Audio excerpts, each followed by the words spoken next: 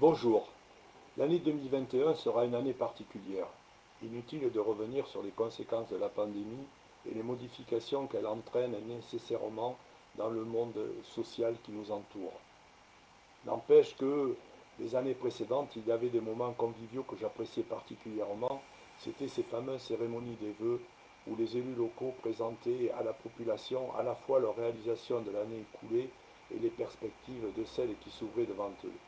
Il les accompagnait souvent de considérations personnelles sur la vie, sur les événements qui étaient intervenus et également sur leur souci de participer à l'émancipation des habitants de leur commune dans tous les domaines.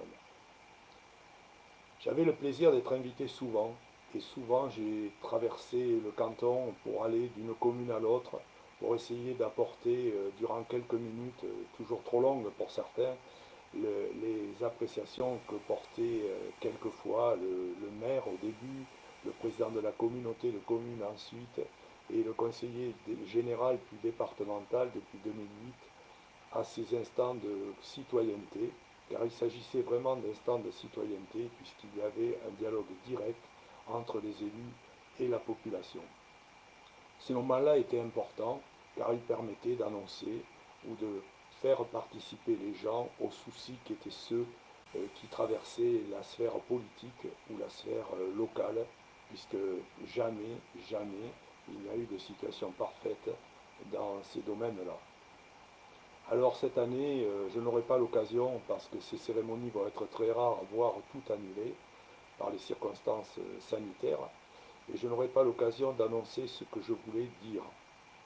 Je voulais dire que je vais mettre un terme en 2021 à 40 années, ou quasiment 40 années, d'engagement électif aux côtés des populations qui m'ont toujours fait confiance, jamais été, j'allais dire, néfastes à mon égard, puisqu'elles ont toujours témoigné d'une confiance large et de qualité pour me permettre d'exercer ces mandats.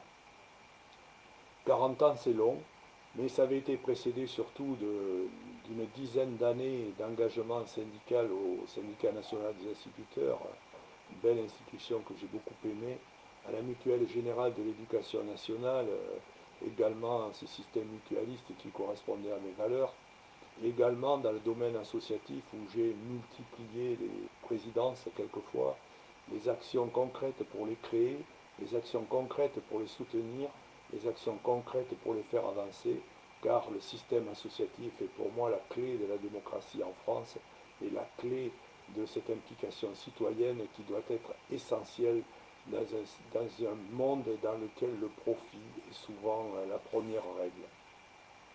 Alors, 50 ans, on va dire, une cinquantaine d'années, les optimistes diront un demi-siècle consacré aux autres, méritent bien qu'à un moment donné, on prenne un peu de recul.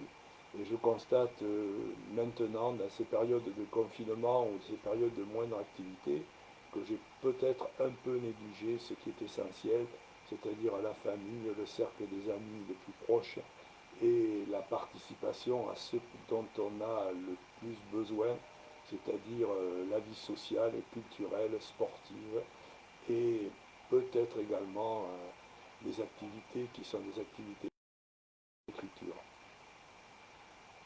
40 ans, ça veut dire que lorsqu'on fait le bilan, on regarde derrière soi, on n'a pas tout fait de bien, on n'a pas tout réussi, on n'est pas arrivé nécessairement à satisfaire tout le monde, parce que tout ça c'est totalement impossible, et il ne faut pas rêver, on apprend chaque jour à l'accepter et à le reconnaître, et nul ne peut atteindre totalement ce qu'il s'est fixé comme objectif dans sa vie. Seulement, dans ces périodes de conseiller départemental, je ne parlerai pas de celles de maire de Créon ou de président de la communauté de communes du Créonais, et dans d'autres actions départementales, ce canton de Créon a bénéficié quand même largement du conseil général d'abord et du conseil départemental. Après Guy Truppin et ses 28 années de mandat, il était difficile de faire plus. Et pourtant, on est arrivé à ce que le projet du contournement de Fabre-Saint-Hilaire, si utile à la mobilité et avec des aménagements particulièrement innovants en matière de déplacement, soit terminé dans l'année 2021 et soit offert à tous les habitants au-delà du canton qui y vont tous les matins et reviennent tous les soirs de la métropole. Et ça, c'est une belle chose. La ligne 407, qui avait été précédée de l'initiative prise par ma collègue Anne-Laure Fabre-Nader sur la 406, ces lignes de transport collectif à laquelle nous croyons tant, ces lignes de transport collectif ont été mises en service prioritairement sur le canton de Créon. Croire que ça a été facile, croire que c'est le fruit du hasard, croire que c'est à l'initiative d'un tel ou d'un tel, non, c'est un effort collectif, une volonté collective portée par des élus compréhensifs et des élus attentifs à l'intérêt général. La solidarité territoriale, elle s'est exercée dans toutes les communes. Je défie une commune de ne pas avoir bénéficié du soutien du conseiller départemental et du conseil départemental pour ses réalisations. De nombreux centres culturels qui sont essentiels à notre vie ont vu le jour. De nombreuses salles de sport ont été construites. De nombreux lieux de rencontre, d'échange, de partage ont été aménagés. De nombreuses réalisations ont été faites en matière de protection de l'environnement. J'y pensais ces jours-ci quand je voyais la Pimpine sortir légèrement de son lit et que pendant des années, sous l'impulsion du CIETRA, on a réussi à faire des lieux de rétention de l'eau. Tout ça est oublié, tout ça disparaît, tout ça est effacé. Et pourtant, ça a nécessité une présence constante, une force de motivation particulière et une volonté de ces élus locaux tellement critiqués, tellement oubliés, tellement abandonnés quelquefois à leur sort, qui était une volonté qui était essentielle pour l'amélioration de votre qualité de vie. Alors qu'à la moitié, la moitié d'une vie normale, et c'est le temps de la réflexion qui vient, le temps peut-être aussi de la distanciation, et peut-être quelquefois le temps du lâcher-prise qui est quand même tellement agréable. Je n'en serai pas pour autant absent de la vie publique. Je refuse de me réfugier comme un ermite sur sa colline ou un vieux sage que l'on viendrait consulter lorsque les situations seraient désespérées. Non. Actif dans 3 secteurs, les 3 secteurs qui me tiennent à cœur et que je voudrais tellement voir évoluer dans notre pays. Le premier, c'est la citoyenneté. Avec Gironde citoyenne, nous ferons tout ce qui est possible pour multiplier les rencontres, multiplier les échanges, multiplier les colloques, tout ce qui est utile pour persuader les gens qu'ils sont avant tout des citoyens et pas seulement des consommateurs. C'est essentiel parce que sans ça, on le voit avec la crise, nous n'arriverons jamais à surmonter les difficultés qui sont les nôtres. Le deuxième volet sera celui de l'économie sociale et solidaire. Je suis persuadé que l'alternative, c'est la prise en main par les citoyens eux-mêmes de leur destin à travers la construction de coopératives, à travers la construction de nouvelles structures sociales qui permettent aux gens de faire ce qu'ils veulent dans un contexte certes contraint, mais d'agir concrètement pour faire évoluer et les mentalités et les réalisations et l'intérêt que l'on peut porter à la proximité dans sa large définition. Et le troisième secteur, ce sera la solidarité humaine. Je ne peux pas souffrir qu'actuellement, on continue dans notre pays à faire prospérer l'exclusion, la haine, les méthodes qui sont des méthodes populistes et qui n'ont aucun rapport avec ce que l'humanité doit ressentir et ce que l'humanité doit vivre. Donc je participerai à travers la LEFPA, grande association laïque nationale, à la mise en place des projets des mineurs non accompagnés dans ce pays, dans lesquels ils sont venus chercher ce que je vous souhaite pour 2021, c'est-à-dire l'espoir.